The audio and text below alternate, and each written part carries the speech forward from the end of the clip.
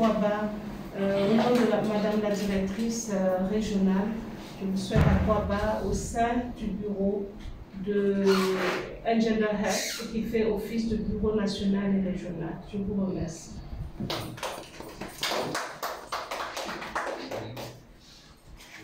Donc, dans le cadre, comme elle a expliqué, des méthodes contraceptives, nous avons souhaité approcher donc Engender Health pour que nous puissions être enrichis de cette nouvelle méthode.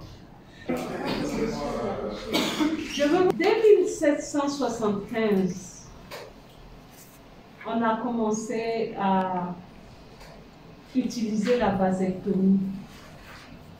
Dès 1945, là maintenant, on a compris que tiens, la vasectomie peut être utilisée comme une méthode de stérilisation, donc comme une méthode contraceptive. Là où il y a eu la révolution, c'est en 1974. En Chine, il y a le docteur Li Chongqiang qui a mis au point une technique mais vraiment révolutionnaire pour la vasectomie. Et cette vasectomie, vous avez vu, c'est écrit VSB, c'est-à-dire la vasectomie sans bistouri. Et Engender Health donc a appuyé les travaux de ce médecin pour vraiment renforcer cette méthode et pouvoir la vulgariser. Et ça s'appelle aussi la vasectomie sans scalpel. 2020 que nous avons introduit la vasectomie cette année. Et il y a seulement au mois de septembre que nous l'avons introduite. Donc elle est toute récente. Le projet FP 2020, c'est comment élargir, c'est le nom du projet, élargir la gamme des méthodes contraceptives disponibles en Côte d'Ivoire en renforçant les capacités du personnel de santé en méthode permanente. Élargir. Cette vasectomie-là, en définition, c'est une procédure qui consiste à isoler les canaux déférents chirurgicalement, à les couper, puis à les coaguler ou à les occlure. L'opération se fait à quelques centimètres au-dessus du testicule et de l'épididyle. Donc les canaux, les deux canaux sont d'abord attachés, ensuite coupés, et puis ensuite bien attachés. Et lorsqu'on fait coaguler, c'est un truc électrique où on brûle chaque bout pour que ça puisse se refermer vraiment complètement. Donc vous avez... Et maintenant, quand vous avez signé le document de consentement éclairé, même pendant que vous êtes sur la table, avant que le chirurgien ne vous prenne, il va encore vous demander, est-ce qu'il va d'abord vérifier que vous avez signé? Il va vous expliquer les avantages et les inconvénients de la méthode. Et vous demander, est-ce que vous voulez encore? Quand vous êtes bien sûr, c'est là qu'on fait la procédure. Et vous pouvez à tout moment, même si on a commencé à faire l'anesthésie, vous pouvez demander, je ne veux plus. Même si on n'a pas touché le testicule, qui est l'hormone qui fabrique les hormones de la virilité. On ne l'a pas coupé. Maintenant, le testicule, plutôt le pénis, est-ce qu'on l'a touché? Non. Il est loin là-bas. On ne l'a pas touché. Il est couché là. Et l'érection se fait où? Pénis. Au niveau du pénis qui est hyper vascularisé, et c'est cette vascularisation qui gonfle les corps caverneux qui sont dedans, et c'est ça qui fait l'érection. On n'a rien touché. Donc l'homme, il garde sa virilité. Il n'y a pas de risque. Non seulement il est fécond, mais on a coupé la possibilité de ce qui le rend fécond à aller chez la femme. C'est tout. Seulement, on peut dire que... Comment c'est sponsorisé? Il y a un petit fonds qui sponsorise jusqu'à décembre, mais le coût est en train d'être analysé de telle sorte que ce soit vraiment petit.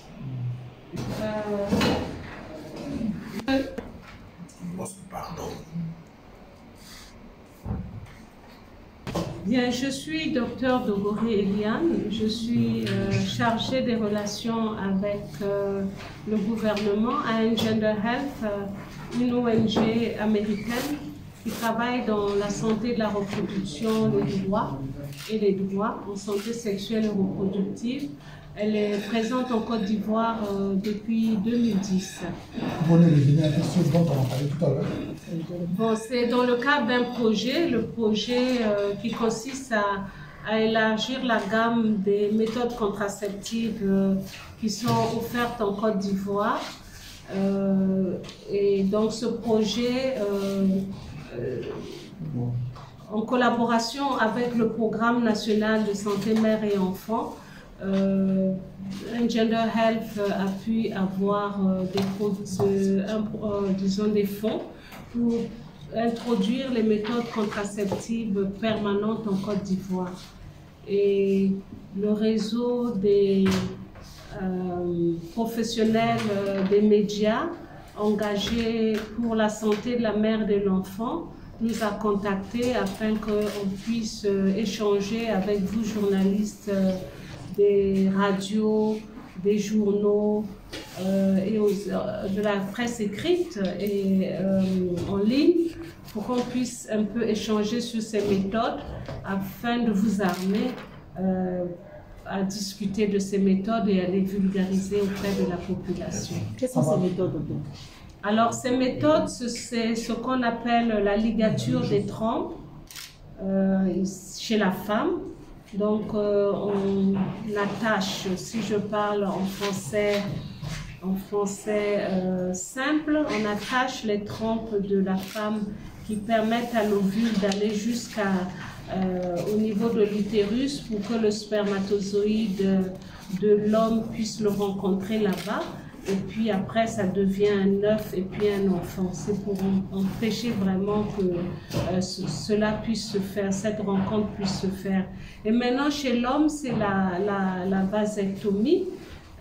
Et cette vasectomie, c'est une toute petite chirurgie où on attache le canal déférent, c'est le tuyau qui permet au spermatozoïde formé par le testicule d'aller rencontrer le sperme, et puis ensuite les deux ensemble, lorsqu'il y a des relations sexuelles, rentrer dans l'organe sexuel de la femme qui est le vagin, et ensuite aller vers l'utérus où il va aller rencontrer l'ovule de la femme et puis aussi faire un enfant. Voilà. D'accord. À côté des nombreuses méthodes qui existent, pourquoi le choix de méthodes permanentes? En fait, on ne veut pas dire qu'on a choisi les méthodes permanentes. On a voulu tout simplement donner le droit à chaque individu qui a droit aux méthodes contraceptives d'avoir toute la méthode qu'il veut. Donc, il faut un large choix. Et donc, le ministère de la Santé, en collaboration avec Engender Health, ont eu ces fonds-là pour que ce soit disponible en Côte d'Ivoire et que, évidemment, les droits de clients soient remplis, on peut dire. Pourquoi maintenant seulement cette méthode en Côte d'Ivoire? Bon, comme je peux dire que c'est une question d'opportunité. On a eu un peu de fonds, on a eu cette opportunité. Et bien, c'est pour ça que maintenant, on peut dire qu'en Côte d'Ivoire, ils sont disponibles en ce moment au CHU de Cocody, au service de gynéco-obstétrique, à l'hôpital général de Marcory, au service de gynéco-obstétrique aussi de l'hôpital général de Marcory et l'hôpital général de Benjerville. En termes de coût, est-ce que ça va représenter quelque chose d'excessivement cher ou alors ce sera possible pour tout le monde? Bon, nous ne pensons pas que ça va être cher parce que vous savez, le ministère de la Santé, en collaboration avec ses partenaires, cherche toujours à ce que les choses soient moins chères pour la communauté, puisque c'est la population en fait qui prend en charge. Et pour le moment, c'est sponsorisé jusqu'au mois de décembre. Jusqu'au mois de décembre, il y a un petit fonds qui est là pour permettre aux femmes et aux hommes qui le désirent de pouvoir avoir cela au niveau de ces hôpitaux, qui s'y rendent au service de planification familiale. Ils seront orientés au bon endroit et puis un rendez-vous sera pris pour eux pour que les produits soient disponibles et les prendre en charge, que ce soit les hommes ou les femmes. Y a-t-il des conditions à remplir pour pouvoir bénéficier de ces méthodes-là? Il faut avoir vraiment bien décidé que vous voulez les avoir. Il faut vraiment avoir bien réfléchi. Et puis, de toute façon, une discussion, il y a un counseling qui est d'abord fait. Il y a un counseling qui est fait. Quand vous avez vraiment décidé, pour qu'on vous donne, vous devez signer un document de consentement éclairé. C'est un formulaire où vous dites vous-même que vous avez décidé en bonne et due forme et que vous avez aussi été informé des autres méthodes, parce que on doit vous informer des autres méthodes et aussi on vous a informé des avantages et des inconvénients de ces méthodes. Une fois que tout cela est fait, vous pouvez avoir droit à ces méthodes, mais à tout moment, vous pouvez décider de ne pas, vous pouvez en fait revenir sur votre décision et les autres services vous seront toujours donnés, parce que c'est un droit et c'est le choix de chaque individu. Ça, c'est les inconvénients. Bon, il y a la douleur, hein, et on peut avoir une douleur, on peut saigner, mais c'est pas... tout est fait de telle sorte que d'abord la douleur soit prise en compte et que pendant qu'on fait la petite opération, que on puisse s'arranger à ce que rien ne saigne. Mais aussi, il y en a qui sont allergiques aux allergies, plutôt aux anesthésies, même si c'est local. Le personnel de santé qui fait ces chirurgies-là sont formés pour prendre en compte toute réaction qui peut arriver. Et c'est fait en équipe, ce n'est pas une seule personne. Par exemple, la ligature des trompes, elle est faite au bloc avec un anesthésiste, un penseur, le chirurgien qui est le gynéco-obstétricien, et puis une infirmière qui suit la personne, une sage-femme qui suit la personne jusqu'à ce qu'elle sorte de l'hôpital. En 2 heures, la personne peut sortir de l'hôpital et puis partir sur ses pieds. Et pour comment on appelle ça, pour ce qui est la vasectomie, ça peut être fait dans une salle, mais il y en a qui préfèrent même que ça se fait au bloc, que ça se fasse plutôt au bloc, et c'est 2 personnes qui le font. Mais en tout cas, s'il y a quelque chose, ils sont formés pour prendre en charge. Et c'est des cas très rares. Merci madame. Merci docteur.